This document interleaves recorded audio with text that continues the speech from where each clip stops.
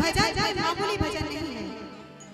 जैसा कि मैंने गूगल में पढ़ा कि भोलेनाथ उगना महादेव जो हमारे विद्यापति इतने बड़े ज्ञानी थे, वो इतने बड़े वो लेखक थे, उन्होंने अपनी शक्ति से अपने भोलेनाथ को नौकर बनने पे मजबूर कर दिया। हमारे भोलेनाथ उगना महादेव विद्यापति के घर में नौकर थे और ये बात सिर्फ हमारे उगना महादेव जी को और विद्यापति जी को मालूम था। उन्होंने कहा कि देखो, मैं तुम्हारे घर में नौकर बनकर रहूंगा, मैं तुम्हारा सेवक बनकर रहूंगा, ऐसे नॉर्मली। लेकिन ये बात क्योंकि विद्यापति जी ने कहा कि भगवान आप मुझे अपने शरण में ले लो। बोले नहीं, हम दोनों साथ रहेंगे एक इंसान की तरह। तुम ये बात पत्नी को कभी मत बताना। जिस दिन तुम पत्नी को बताओगे उसी दिन से मैं अंतर्ध्यान हो जाऊंगा। हमारे उगना महादेव जी ने कहा और यही हुआ। किसी कारणवश पत्नी को उन्होंने मजबूरी बोल दिया, क्योंकि पत्नी ने उगना महादेव जी को बहुत छड़ी से मारा, बहुत ही मारा। कोई गलती हो गई थी। विद्यापति जी ने कहा तुमने ये क्या किया? तुमने जिनको मारा वो कोई मामूली नहीं है, वो विद्यापति हमारे उगना महादेव हैं। उनको मैं उगना उगना बोलती थी। हाँ जी, तो वो आप तो बन बन भटक रहे हैं। विद्यापति जी बन बन भटक रहे हैं भोलेनाथ को बुलाने के लिए उगना महादेव को। और उगना महादेव जी जब अंतर्ध्यान हो गए तो उगना महादेव जहाँ उनका मंदिर है वो वहीं पे है, वो विराजमान है। तो आइए, बहुत प्यारा सा है उगना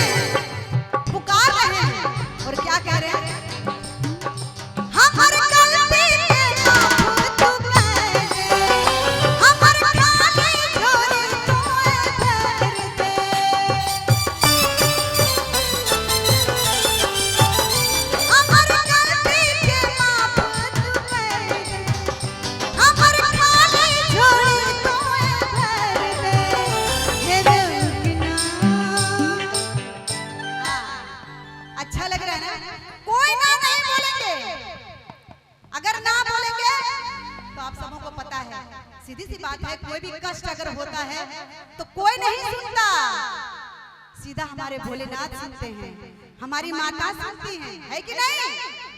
हाँ, मुझे भी बहुत कष्ट था जीवन में, बहुत दुखी थी मैं अपने जीवन से, बहुत लंबी कहानी है, लेकिन पता है मेरा बेड़ा पार किसने किया?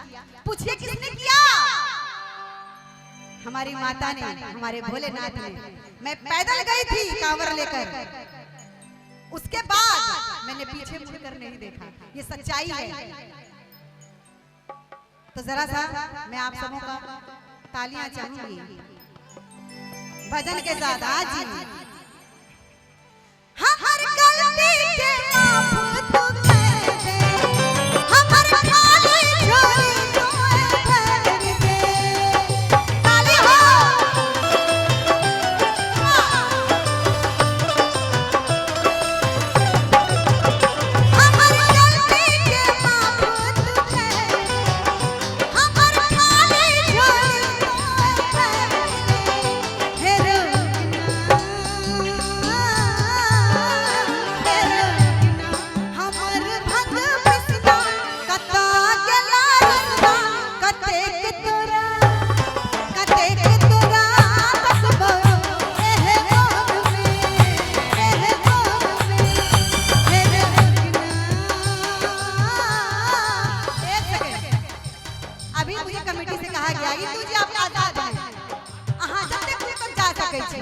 तो हम जेबे करब, लेकिन हम जब थपड़ी बजा दे भजन के साथ उगना महादेव को हम लोग याद कर रहे हैं।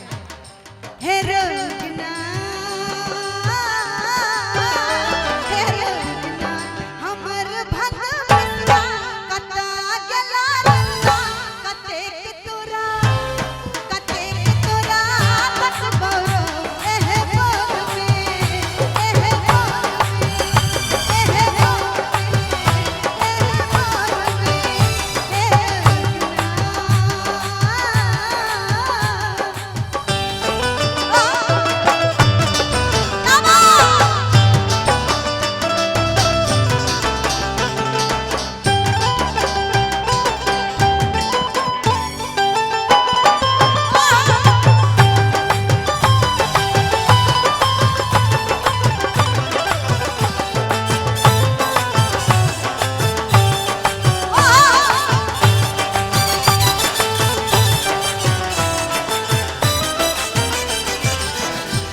जैसे कि अभी मैं गा का प्यास लगी है, पानी कोई पूछने वाला नहीं, वैसे ही हमारे विद्यापति जी ढूंढते ढूंढते परेशान, उनको प्यास लगी है और वो भोलेनाथ से क्या बोल रहे हैं, बड़ प्यासल थी प्यास बुझा दे अपन जाता सा गंगा बहा दे।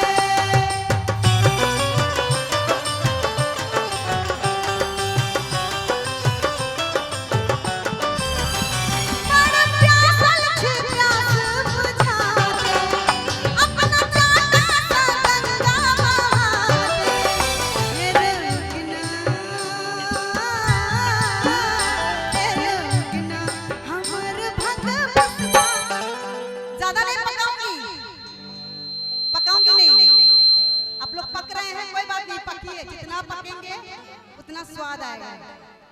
कहने का मतलब ये है जितना ध्यान लगाएंगे उतना अच्छा फल मिलेगा।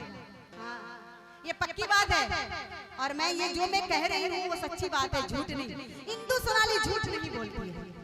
हाँ, अब कभी मजाक में कोई झूठ अगर अच्छे के लिए झूठ है तो बोलती है, लेकिन अगर सही मायने में देखा जाए तो 99% मैं झूठ नहीं बोलती और ना झूठे लोगों को मैं पसंद करती हूँ। ये पक्की बात है कि आज मैंने पीछे मुड़कर नहीं देखा और बहुत ही अच्छा घर बर बहुत सब कुछ मुझे मिला सर। ये आप लोगों की दुआ का असर है, भोलेनाथ की कृपा, माता रानी का आशीर्वाद। हाँ जी, इसीलिए मैं चाहूंगी भजन की आखिरी लाइन है, जरा दोनों हाथ पर उठा दीजिए सभी। हो कक्का, दोनों हाथ उठा दिया, चाची भौजी दीदी बहन आहा सबने उठा, दोनों हाथ उठा दिया, दोनों हाथ। देखियो हमारे बच्ची सब देखियो कितने कितनी, चाची दोनों हाथ उठा लिया, आशीर्वाद आशीर्वाद है, हाँ के आशीर्वाद हमारा लायक रहो, ये कोनो मामूली बात नहीं है। हे रोगना